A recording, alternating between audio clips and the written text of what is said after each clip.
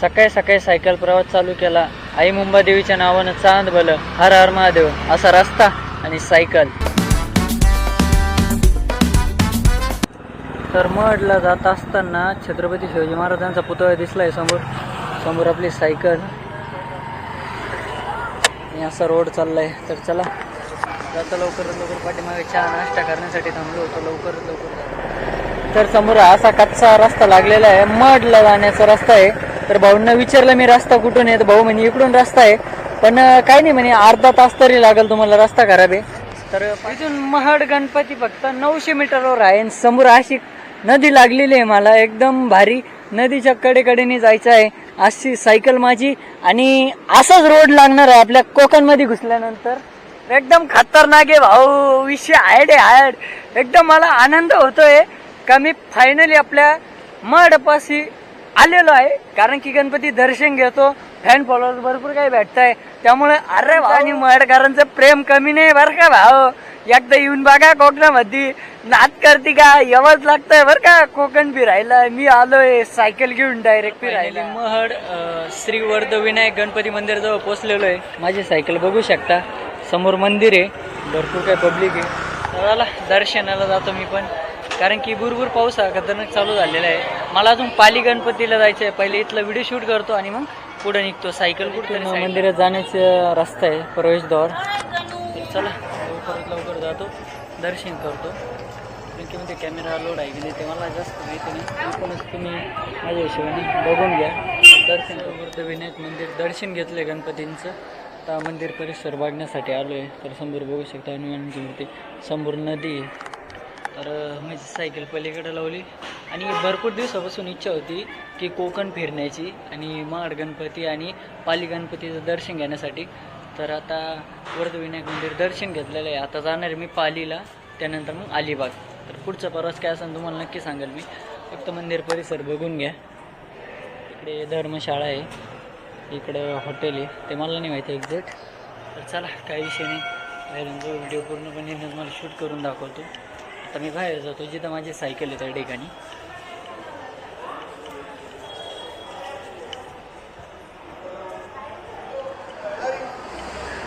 तर कारण की इकडे एक मंदिर आहे, गावदेवी मंदिर. समोर बघू शकता देवीचं मंदिर आहे, गावदेवी मंदिर. तर चला दर्शन घेतो.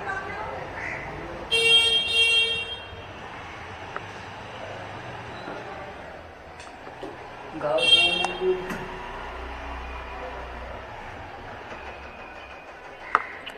समोर, गावदेवी मंदिर महड. चक्कर मारून येतो आता.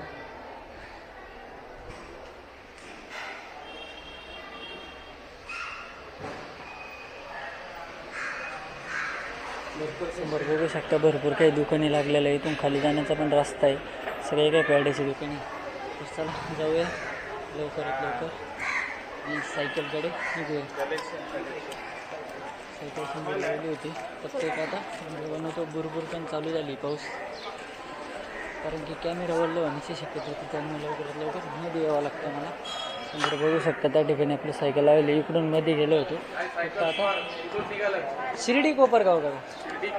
हो, इकडं चाललोय आता. इथं दर्शन झालं. मी याच्यापर्यंत चाललोय, गणपतीपुळेपर्यंत. आता माझा अजून 2 महिने. हो, कारण की पावसामुळं, बाकी काही नाही. पाऊस खूप काही. जेवण स्वतःच बनवतो आपल्याकडे, सायकलवर गॅस, भांडे दोन्ही सगळे.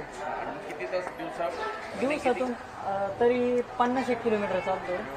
कारण की हे पाऊसमुळं, बाकी काही नाही. 1-2 किलोमीटर असं थांबावं लागतं पाऊस जरा आला. आणि पाऊस असा चालू झाला तर कंटिन्युअस थांबत नाही लवकर. आता हा चालू झालाय, हा कधी थांबतो त्यावर आहे ना आता. तर काकांनी आपल्याला भरपूर काही क्वेश्चन केलं. काका म्हणे त्या साईडला सायकल लावा. तर कारण की ज्यापासून मी महाडमध्ये एंट्री केली त्या गावापासून, कामणीपासून, तर महाडकरांचं एवढं काही प्रेम भेटतंय. भाऊ चहा पिऊन जा, नाश्ता करून जा. हा म्हटलं पहिले गणपतींचं दर्शन घेतो आणि मग येतो. महाडकर आणि कोकणकर यांचं प्रेम एवढं खतरनाक भेटते मला. म्हणजे महाडमध्ये एंट्री केली म्हटल्यानंतर भरपूर काही प्रेम भेटणार आहे अजून. असंच प्रेम राहून द्या. कारण की जे महाडमध्ये येतं कोणी आपल्या गावातून, जे की माझ्या कोपरगाव साईडनी भरपूर काही जण आले असतील, नसन आले मला नाही माहिती. पण इकडं आल्यानंतर तुम्हाला आहे ना नाश्ता जेवण केल्याशिवाय रिटर्न पाठवणार नाही, महारकरांचं प्रेम आहे. फायनली मला रुची प्युअर व्हेज ही हॉटेलमध्ये आलो, नाश्ता केला आहे. आता थंड घेऊ, कारण की सकाळी म्हणजे आता अर्धा एक तास झाला तेव्हा आहे ना मला चक्कर आल्यासारखं झालं होतं. म्हणजे डायरेक्ट सायकलचं वेट जे आहे ना ते माझ्याकडून एकदम हातपाय थरथर करायला लागले होते. नशीब माझं का मी सायकल पडून नाही दिली. मला तर काही विषय नाही आहे, मी सायकलला पडून बी देत नाही आणि मी स्वतः पण पडत नाही. मी थोडी ताकद धरली आणि ब्रेक दाबून थोडंसं 5-10 मिनटं असं उभं राहिलो. थोडी ताकद आली मग पायी सायकल चालवली, कारण की खूप काही कष्ट घ्यावं लागतं याच गोष्टी. समोर सायकल लावलेली आहे आणि हॉटेलच थांबलेलो आहे. थंड काहीतरी पितो, मोबाईल चार्जिंग लावलेलं आहे. अर्धा एक तास थांबतो आणि मग पुढच्या प्रवासाला निघतो, कारण की आजचा जो माझा मुक्काम आहे मी जेव्हा थांबल तेव्हाच सांगेल, असं डायरेक्ट सांगून उपयोग नाही.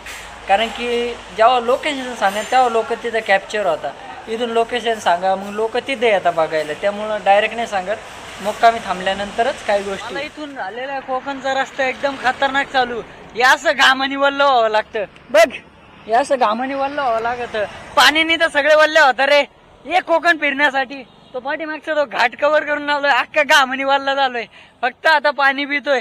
हा असा रस्ता कोकणला जाण्याचा. ये भावा ये फिरायला, एन्जॉय कर मस्त पैकी. खतरनाक घामानी वल्ला झालोय, असं वल्ल होऊन सायकल चालवावं लागती. नुसतं मी इकडे गेलो तिकडे गेलो हे बोलून नाही चालत, तर करून दाखवावं लागतं. आणि मी ते मी सध्या आता पालीला आहे ना 7 किलोमीटर पाठीमागे माझी सायकल लावली आहे. आत्ताच जे साहेब आले होते, भाऊ कुठं चालला काय, त्यांनी विचारपूस केली. त्यांना म्हणलं मी पालीला चाललो आहे गणपती दर्शन घेण्यासाठी. त्यांनी काय अडचण नाही, सावकाश चाल, मोबाईलचा लाईट चालू राहून दे. आणि तेवढ्यातच आपले 2 फॅन फॉलोअर्स भेटलेले, ते पेट्रोल भरायला गेले होते. समोर पेट्रोल पंप आहे. तर चला काय विषय नाही, लवकरात लवकर पोहोचतो. 7 किलोमीटर आहे. मोबाईलचा लाईट चालू ठेवावं लागेल, कारण की रस्त्याला लाईट नाही आहे. त्यामुळे लवकरात लवकर निघतो आणि मंदिराच्या पहिले मुक्कामीची सोय बघतो, कारण की आज थोडं लेट झालो. नाही तर मी सकाळी 6 ते 5 वाजे लोक थांबून घेतो. तर चला लवकरात लवकर जाऊ. हर हर महादेव, जय महाराष्ट्र.